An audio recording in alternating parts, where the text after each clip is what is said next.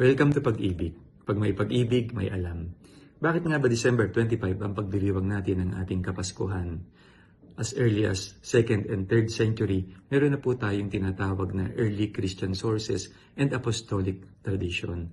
Mga church fathers, katulad na Saint Hippolytus and Saint John Chrysostom, na nagkasundo na ang petsang ito ay December 25. Ganon din sa chronography, ang Christian official document ng panahon na yon, na itala na December 25 na.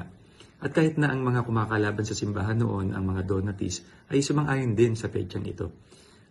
Kaya nga matagal na, bago pa mag-question ang mga protestante sa panahon ng Reformation tungkol sa petsang ito. Matagal nang establish ang petsang December 25. Ayon naman sa mga dalubhasa ng banal na kasulatan, meron tayong biblical calculations, chapter 1 and 2 ng Gospel ni Saint Luke.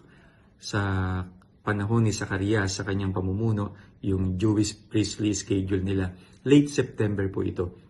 Nagpakita ang anghel at nabuntis ang kanyang asawang si Elizabeth. September, after 9 months, June, kaya June 24 ang pagdiriwang ng kapanganakan ni San Juan.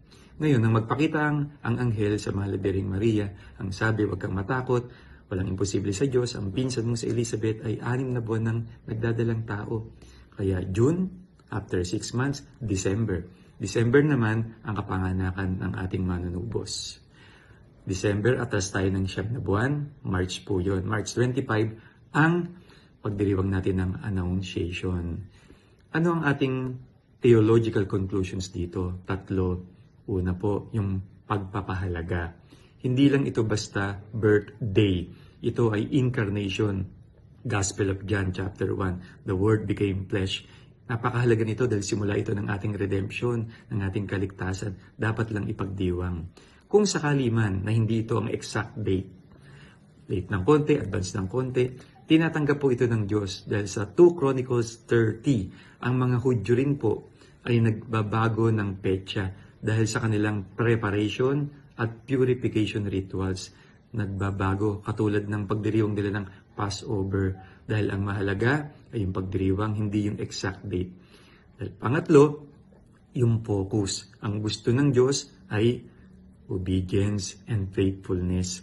Katapatan natin sa pagdiriwang ng pagsilang ng kanyang anak. Yun ang mahalaga. Hindi yung legalistic adherence sa kalendaryo, kundi yung talagang mensahe ng Pasko na si Jesus ang Emmanuel, the God with us. Merry Christmas and God bless you all. Father, the Son, and the Holy Spirit. Amen.